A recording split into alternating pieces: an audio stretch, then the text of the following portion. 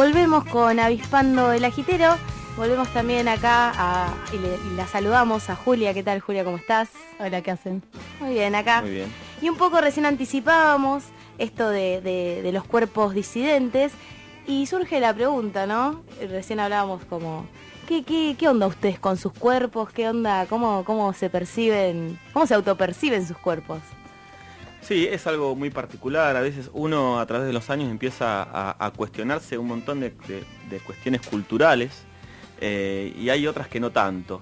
En mi caso por ahí no me lo he planteado hacia mí mismo el tema de los cuerpos, sobre todo pensándolo como una de las aristas de las disidencias, ¿no? Como uno de los tantos dispositivos culturales que estamos metidos desde que nacemos, en toda nuestra crianza. Así que es muy interesante lo que hemos leído acá en esta nota y lo que se ve en este libro. Y yo, como que tengo un cuerpo muy flaco toda mi vida y bueno, es como una especie de halago fijo que tengo capaz, ¿no? Como qué flaca que estás, o bueno, cuando estuve muy flaca, que tuve un bajonazo, era como también. Y es como algo muy hablado por la gente, ¿no? El cuerpo, y siempre como bueno, o agradeciendo o bajoneándote por algo, claro, que te dicen, ¿no? O reconocimientos también, ¿no? Qué bien que estás flaca. En mi caso más se me manifiesta por ahí, como el logro de la delgadez, el logro de acercarse quizás a una belleza que se espera, una belleza esperable. Como vas bien ayer. Como vas bien, seguí por acá.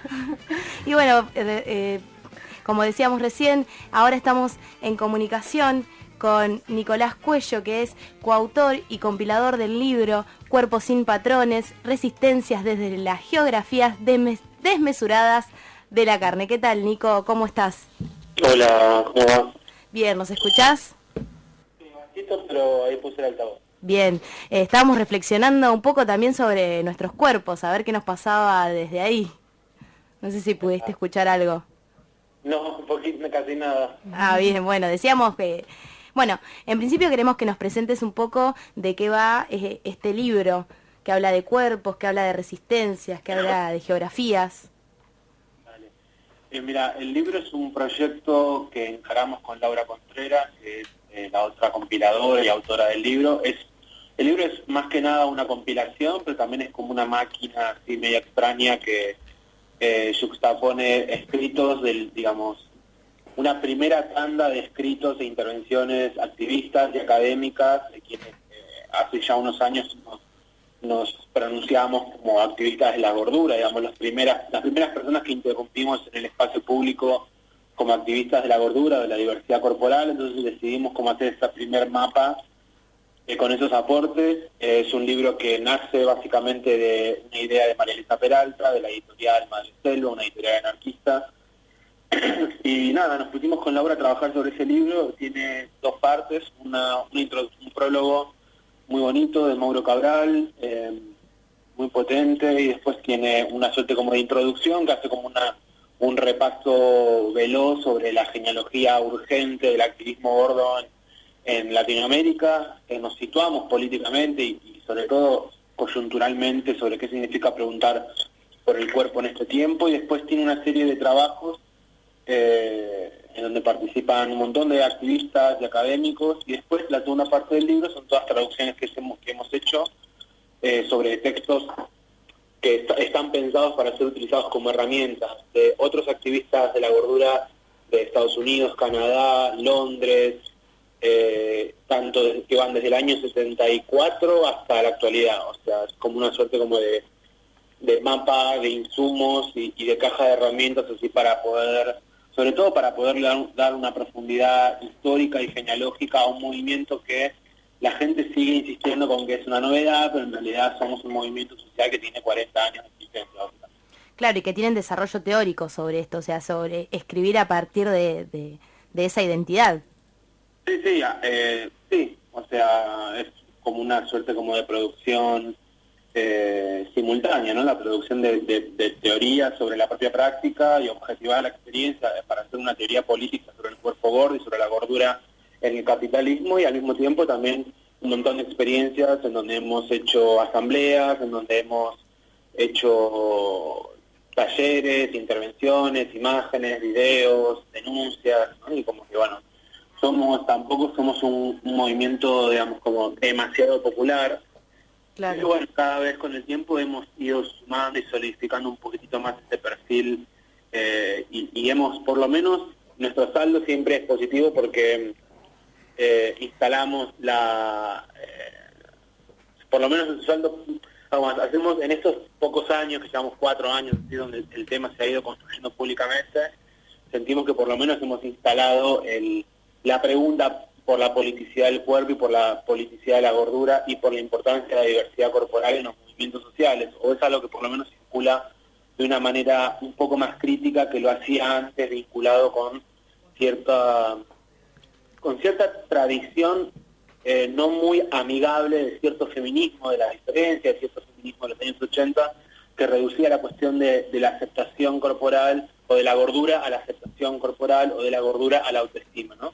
Eso nosotros siempre decimos algo que ahí nosotros tenemos algo que disputar con la historia del feminismo, porque el feminismo al activismo gordo o frente a la gordura siempre dijo, bueno, el tema de la aceptación del cuerpo, de la política del cuerpo, es algo que ya se resolvió, digamos, con el empoderamiento feminista o con las poéticas, ¿no?, de la propia aceptación, del amor, de la deconstrucción cultural, del mandato de la belleza. Y nosotros decimos otra cosa.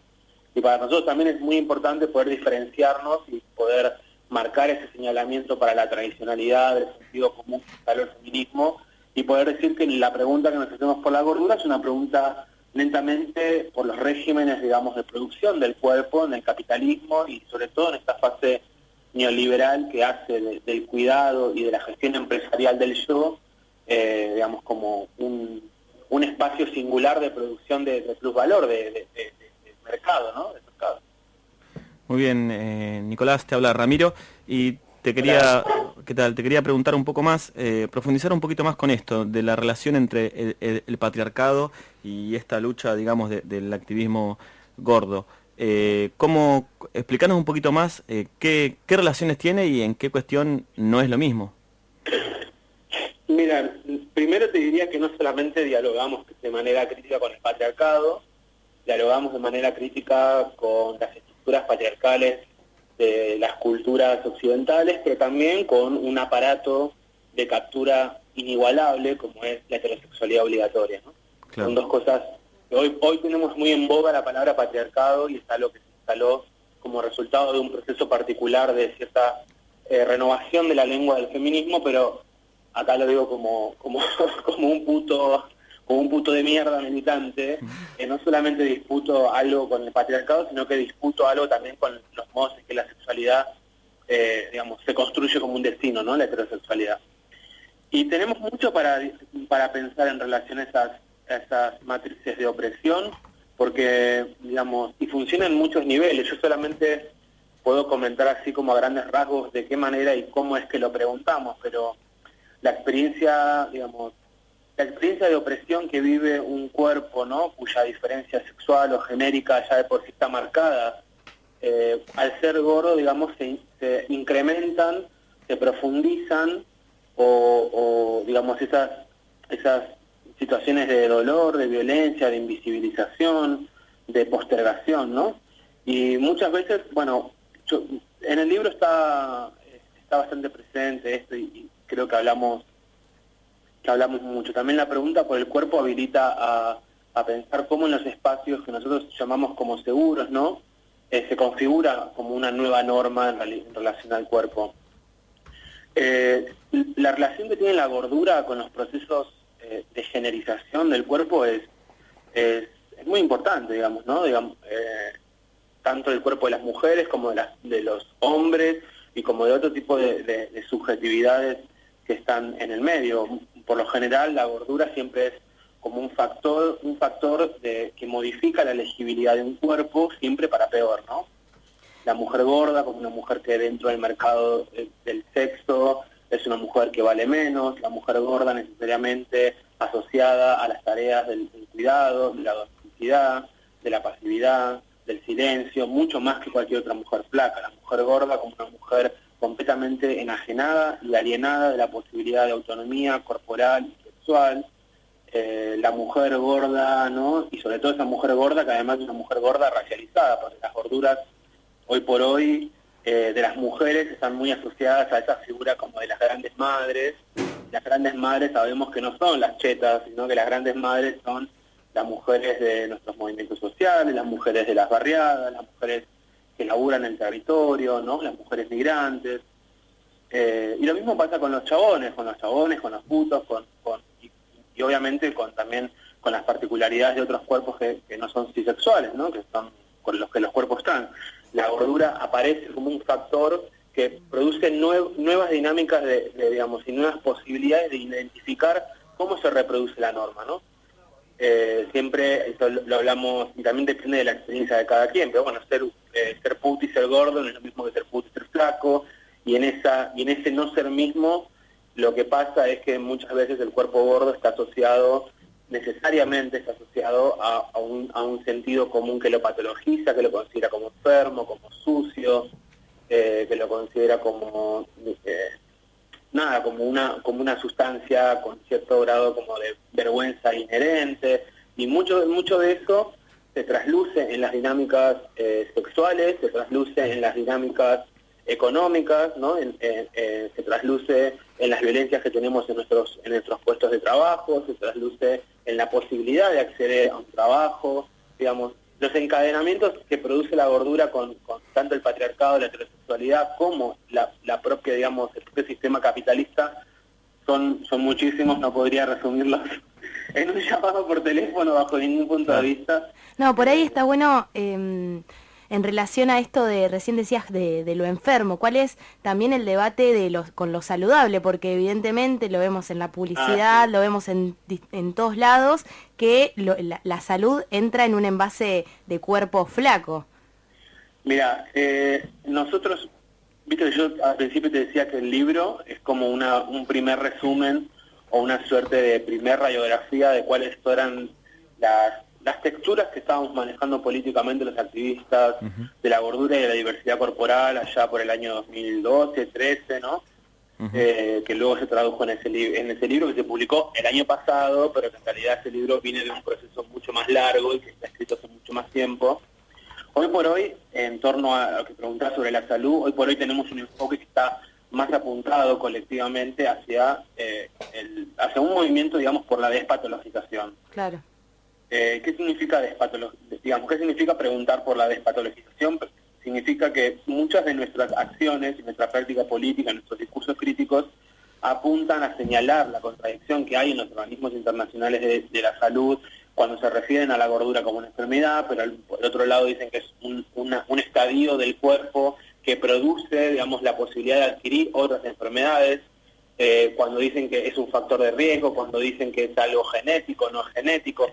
Digamos, en el campo de los estudios de la medicina lo que hay es una gran indecisión y es una gran contradicción que básicamente está conectada con los intereses corporativos de las farmacéuticas y las industrias de la dieta, que son uno de los negocios más millonarios en relación con el negocio de la guerra, con el negocio de las armas en el mundo, ¿no? Claro. Que produce profit. Entonces, bueno, básicamente nosotros estamos preguntando por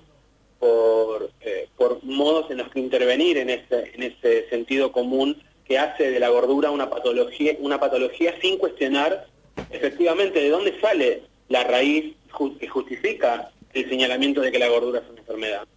¿Dónde están esos estudios? ¿Dónde están esas pruebas? ¿Dónde están? Y eso mucha gente, un montón de personas, incluso dentro del mismo ambiente del activismo gordo, que obviamente no es para nada homogéneo. Hay algunas personas que nos reivindicamos con una mirada más de clase, más situada, digamos, anticapitalista, y hay otras personas que se enmarcan en lo que se llama el movimiento de la positividad corporal, que son personas que, bueno, un poco reproducen los discursos del feminismo de la diferencia, de la autoaceptación y demás, y que están más vinculados como a retóricas ONGistas internacionales. Que el problema no es que sean una ONG, sino que hay un problema de discurso en donde no está cuestionado cómo siguen siendo patologizados nuestros cuerpos. Por ejemplo, en Argentina hay una ley que es una ley de trastornos alimentarios, en donde aparece, digamos, la obesidad, ¿no?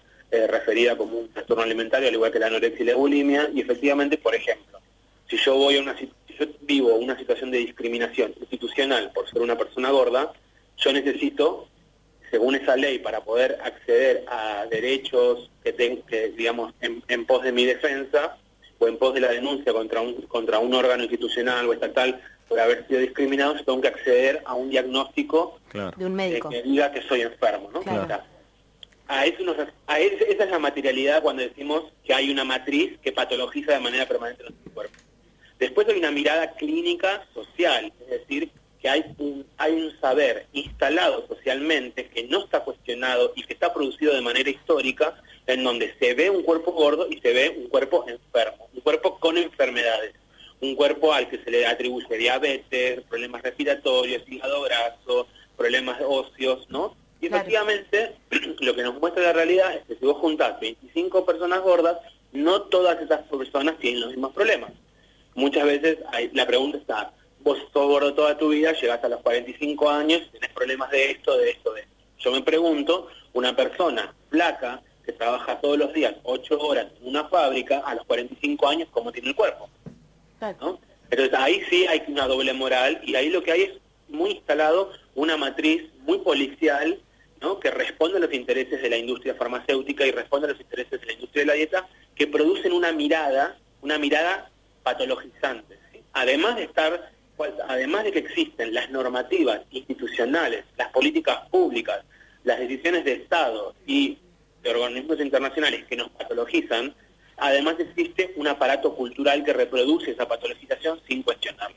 Entonces nuestra idea y nuestro trabajo últimamente tiene que ver con esto, generar espacios o acciones en donde se pueda desmantelar ese sentido común y se pueda avanzar hacia un marco regulatorio que despatologice, o sea, intervenir de manera crítica en cómo los organismos internacionales y cómo los espacios como la universidad, los hospitales y demás siguen reproduciendo que la gordura es sinónimo de enfermedad.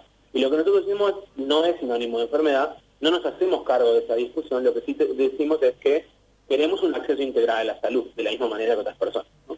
Porque también pasa eso, se construye una mirada patológica sobre la comunidad de personas gordas, pero efectivamente no tenemos un trato digno al ingresar al sistema de salud. Porque cuando ingresamos como testimonios de una enfermedad que ya se presume que existe en nuestro cuerpo.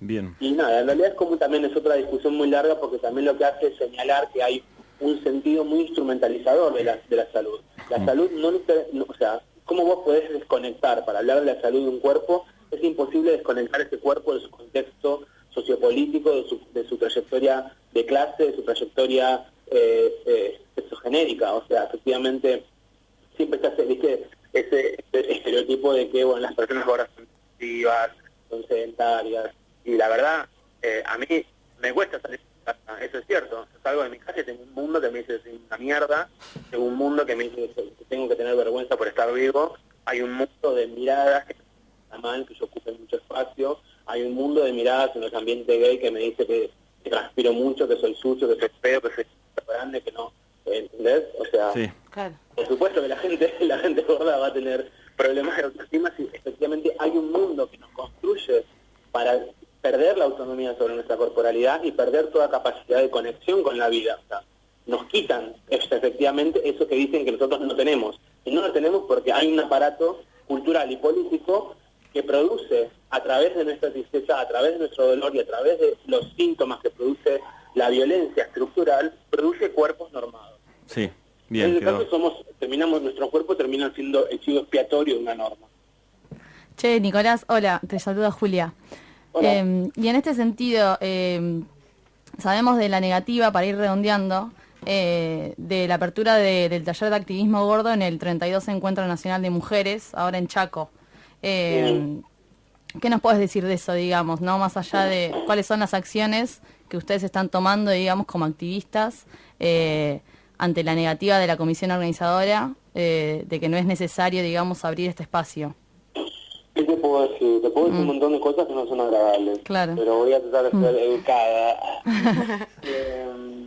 Mira, primero, obviamente, nosotros fue una decisión que tomamos el año pasado, porque nosotros estamos organizados en un taller que se llama Taller Hacer la Vista Gorda. Hace 2 años y medio que nos reunimos periódicamente, donde tenemos encuentros y discusiones políticas en torno a la gordura, la despatologización de nuestras gorduras, sobre los sistemas culturales que nos oprimen, y es un taller, y es un grupo de pensamiento político. El año pasado nosotros tomamos la decisión de que este año nos presentábamos, obviamente somos, digamos, pibes, creo que soy el único, si no es que somos uno o dos, creo que soy el único. El resto son todas pibas que van al encuentro, al taller. Entonces, bueno, habíamos conversado y decíamos que era importante, como muchas ya venían yendo muchas veces al encuentro hace muchos años, que estaba bueno generar ese paso histórico de producir una marca dentro de la institucionalidad de los encuentros nacionales de mujeres, que se abriera el taller de activismo gordo, porque conocíamos muchas personas en Salta, en Córdoba, en Rosario, en Santa Fe, en Tucumán, en Jujuy, ¿quién más? En Neuquén, en San Juan, que nos mandaban mensajes y que nos decían que querían el libro, que les había gustado, que querían hacer cosas. De hecho, ahora en Tucumán y en Salta se hicieron unas presentaciones del libro a las que nosotros no pudimos ir, o sea, también en Paraná, también, digamos, en Santa Fe. En muchos lados del país hay gente que está pensando sobre estos temas y que se está organizando políticamente, y nos parecía que estaba bueno la plataforma del Encuentro Nacional de Mujeres para que las personas que pudieran ir y se quedaran como posibles participantes de ese encuentro fueran, ¿no? Entonces hicimos todo lo que correspondía, que fue, digamos, redactar, sobre todo se le hizo Jael Cayero, que es una de las tías que están en el taller, que ella tomó la responsabilidad política como redactar los párrafos, redactar todo como correspondía, y tuvimos en un primer momento una respuesta que tardó llegar, no sé si mes y medio. Después tuvimos bicicleteada, básicamente, o sea, burocracia, que no les había llegado el mail, que no habían entendido que era un taller, y que después nos recomendaban que en realidad lo que nosotros planteábamos como la necesidad para que se abriera el taller ya estaba resuelto en otros talleres, y que no hacía falta, y como que no encontraban motivos para abrir un taller.